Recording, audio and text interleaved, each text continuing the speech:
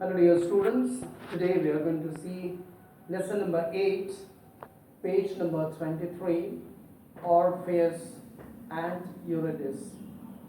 So this story, if you have heard, it's a very nice one. If you have not heard, today we are going to study about this.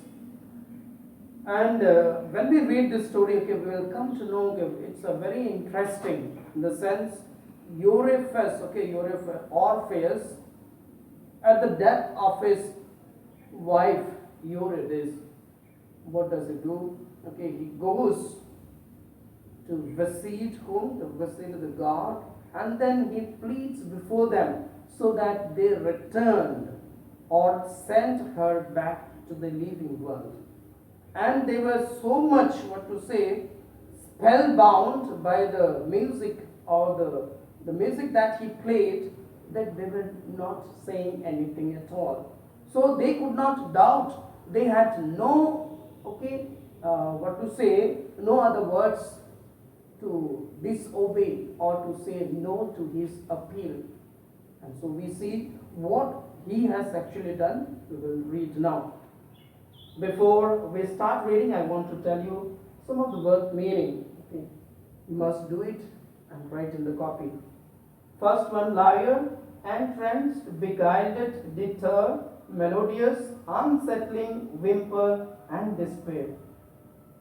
So here I have written 8 of them. Apart from these words, when you read it, if you come across any new words, that means the words which is not known to you, you may write it down in the copy along with the words meaning. Now let us talk about the character in this play. There are so many other characters also. I have just written up to 4. So other than this, you will also come across. We will see while we read, like the goddess, whom he has encountered or have talked to them. Let's see the first one. We have a musician. Musicians, Orpheus. Orpheus actually a great musician or a very gifted one. Now Apollo and Calliope. Apollo and Calliope are the parents of Orpheus. Just remember, the parents of Orpheus are, who are they? Apollo and Calliope. Next one, Eurydice. Eurydice is whom? Is the wife of Orpheus. She is a wife of Orpheus. Now another character we have, Aristaios. Aristaios is a shepherd. So these are some characters. I have just written it down. And then, fifth, you will see the different goddess that you will come across while we read this. Without wasting time, let us start this. Orpheus, the son of Apollo and Calliope, was a gifted musician. When he played his lyre and sang, men and beasts flocked to hear him. So we see lyre. Lyre is, what is a lyre? A string instrument like a small U-shaped harp with strings fixed to a crossbar, used especially in ancient Greeks. So this is what a lyre is. It's a musical instrument. And sang. So the moment he used that musical instrument to sing song, we see both man and animal flocked near him to listen to him. It is said that even rocks and trees were entranced by his music. So entrance means filled someone with wonder or delight, or cast a spell on. So we see here, entranced by the music. That means they were filled with delight the moment he started playing that instrument. It was at a musical evening that he met the beautiful Eurydice. So once it happened, when they were playing music, musical evening, he met a beautiful lady named Eurydice.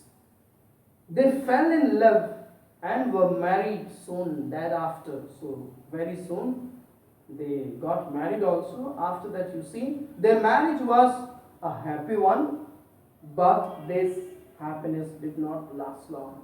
But this happiness, okay, which they wanted to have for a lifelong, okay, till their death, but that did not last long because of some problem. Let us see what is the problem that affected their happiness. Aristaeus, a shepherd, was beguiled by her beauty.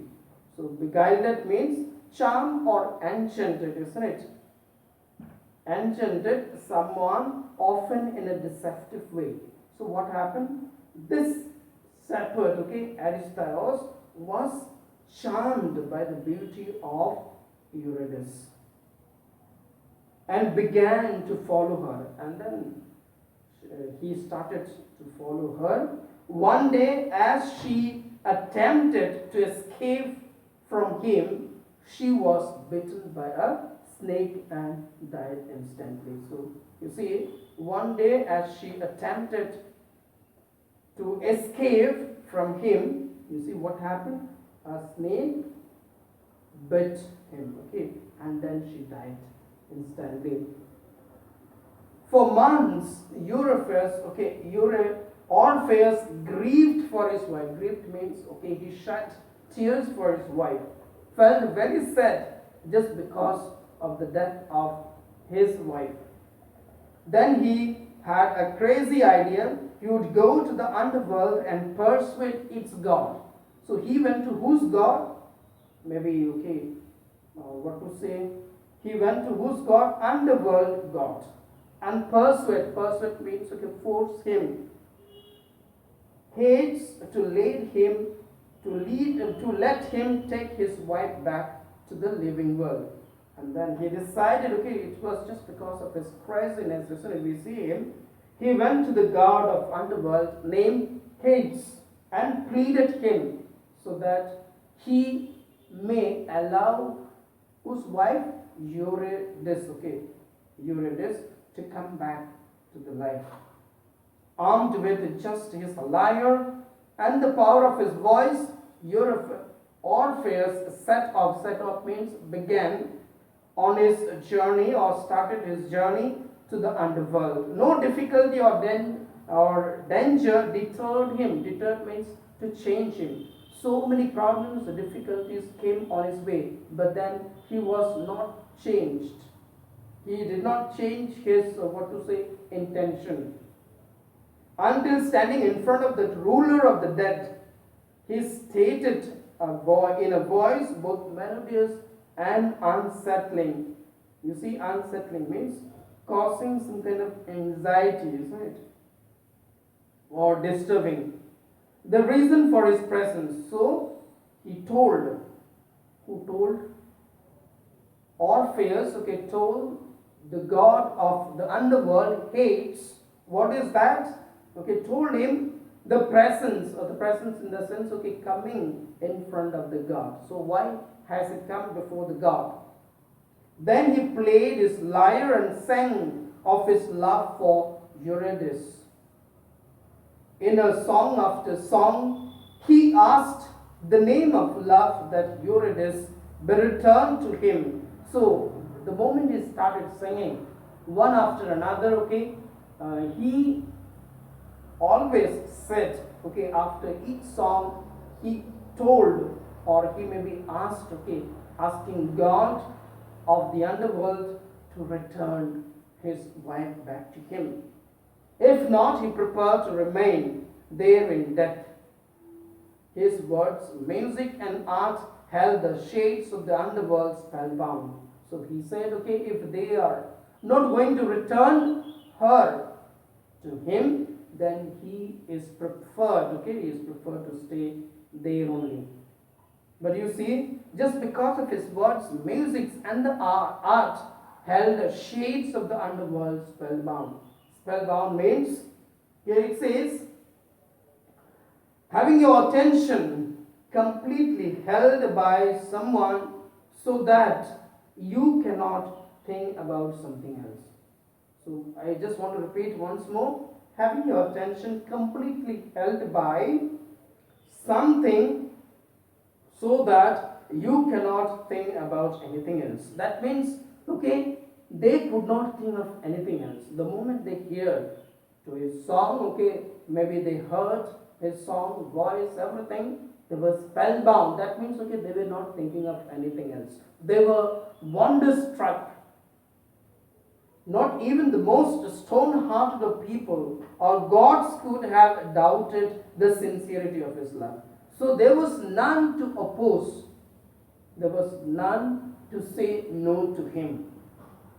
Hades openly wept, and his wife, you see, Hades openly wept, and his wife, okay, what is the name of the wife? Persephone's heart also melted. Even Cerberus, the gigantic, okay, gigantic means very great, great in size, huge, enormous, three-headed dog covered his many ears with his paws and whimpered in despair. So whimpered, we can see here, make a sense of, what to say, a sense of low, feeble sounds or expressing a fear. So here we see everyone, okay, all the goddess of the underworld, they were spellbound just because of the song of Orpheus. Now, this is all about the story. Maybe if you have not understood till now, just go through this story once again and see, okay, wherever you have problem, and you can clarify your doubts in the next class. Thank you, children.